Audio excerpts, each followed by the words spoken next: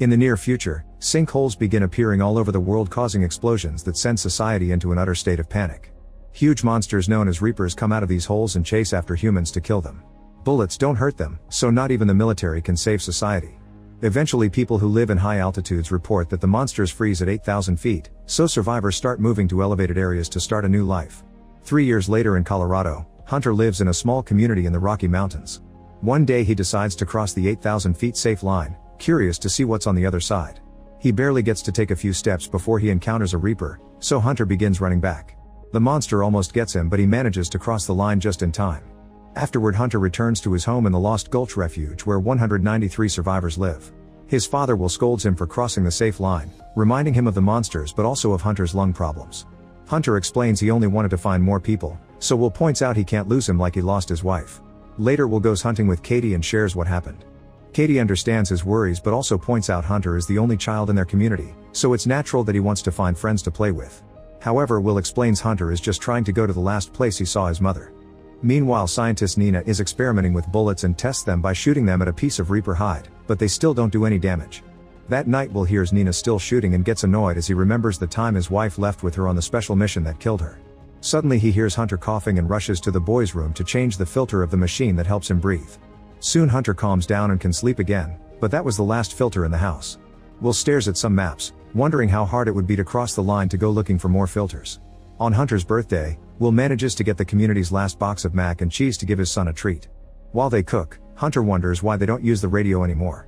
Will explains they need to save electricity, so they use flags to communicate with other refuges. Hunter thinks this is sad because talking to people is important. That night, Hunter begins coughing again and Will has no choice but to give him an injection.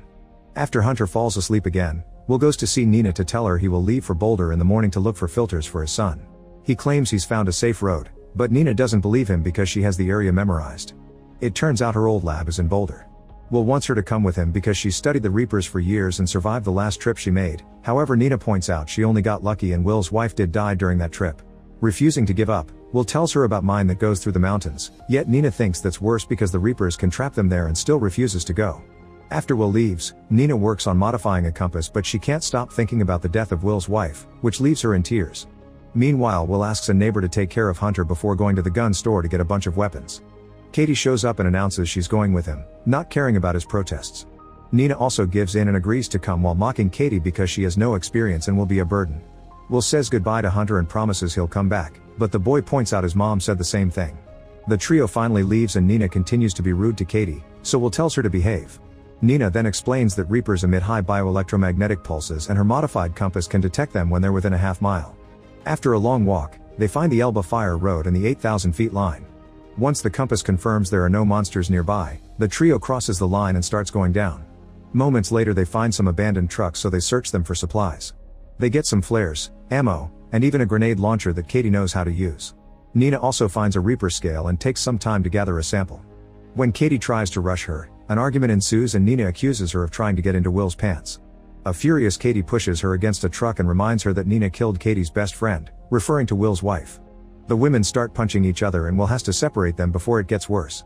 The group keeps traveling and is surprised to find a bunch of horses in the forest, which means the Reapers only attack humans for some reason. Eventually they make it to Alta Vista ski area, where they plan to use the chairlift to travel to the mines safely.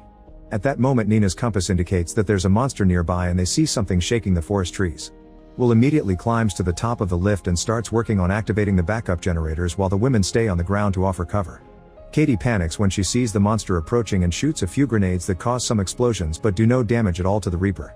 Will finishes connecting the generator and Nina hits the switch before getting on a chair, where Will immediately joins her. They open fire at the Reaper as it gets closer while Katie begins climbing the tower to reach the chairs too.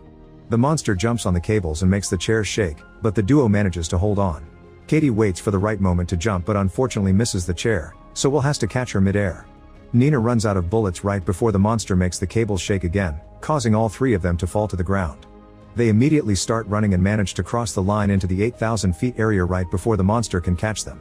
Since it's getting dark, the trio decides to stay in the ski resort for the night. While they share a drink, Nina points out that when the Reapers appeared, they killed 95% of the world's population without stopping to eat or sleep. Predators kill to eat, but the Reapers kill humans for fun and don't attack other animals. This makes her wonder if they were sent specifically to get rid of humanity. After the women fall asleep, Will remembers again the last talk he had with his wife, who really trusted Nina's skills to find a way to kill the Reapers.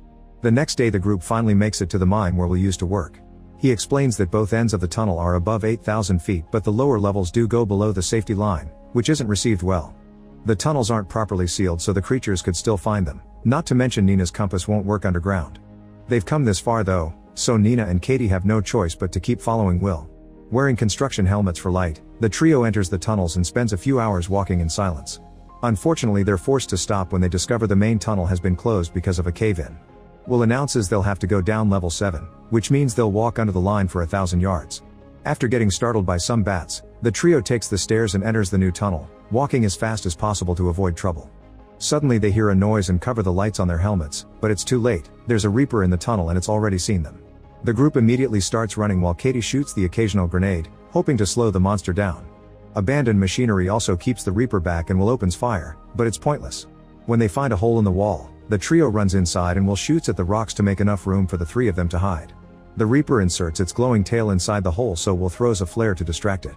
The light reveals a way out in the opposite wall, so they push away a few rocks to crawl through it to escape.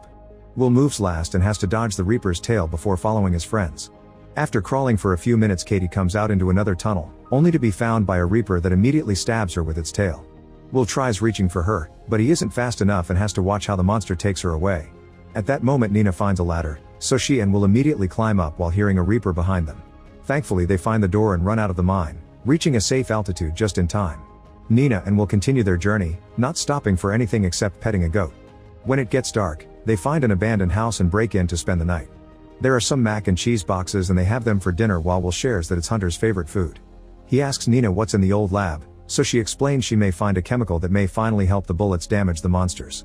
She theorizes that the Reaper's scales are electrically charged, so the right bullet could cause internal combustion. Will thinks it sounds like an unbelievable magic bullet and can't believe his wife died over a weak theory. The next day they take the truck from the house and use it to cross the line as fast as possible, going through a town that has been taken over by animals. Eventually they make it to the hospital and search for the filters while hearing some weird noises, but the compass doesn't alert them of anything. They have to go to the last floor to finally find the filters, then they start running to escape. Suddenly a Reaper pierces a wall and the duo has to move quickly to dodge those huge claws. They still bump against a bunch of furniture on their way out and get hit by falling debris every time the Reaper destroys a wall or window. Suddenly the monster's tail reaches through a wall and captures Will, so Nina grabs the fire axe and hits the tail with it until the monster lets go of her friend. Then Nina opens a gas canister to fill the corridors with fog, hoping it'll provide some cover. This gives Will an idea so he waits for the Reaper to come close enough and shoots a bunch of oxygen tanks. It causes an explosion that sends the monster flying through the window. The creature isn't moving anymore but they can't be sure if it's dead or unconscious, so they need to hurry.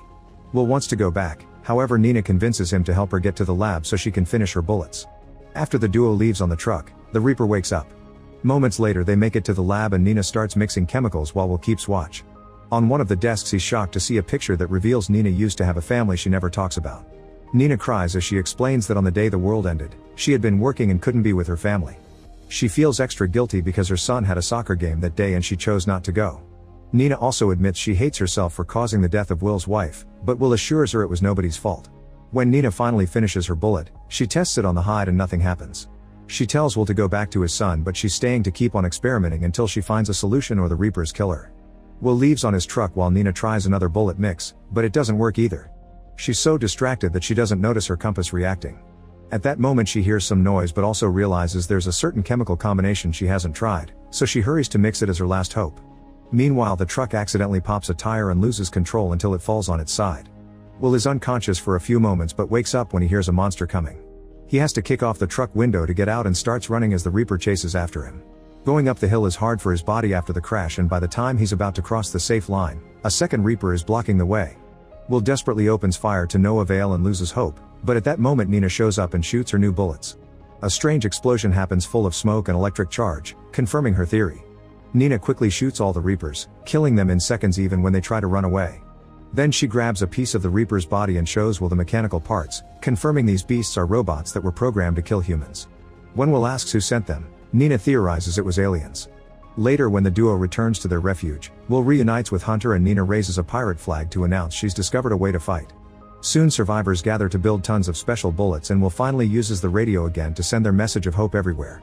Nina also keeps monster bodies to keep on studying them. Once everyone is armed, The survivors enter the forest and kill as many Reapers as possible to retake the land. One night Will and Nina look at the sky with a telescope and notice 3 mysterious lights approaching Earth. Make sure to subscribe and turn on notifications so you can watch more videos like this. Thanks for watching.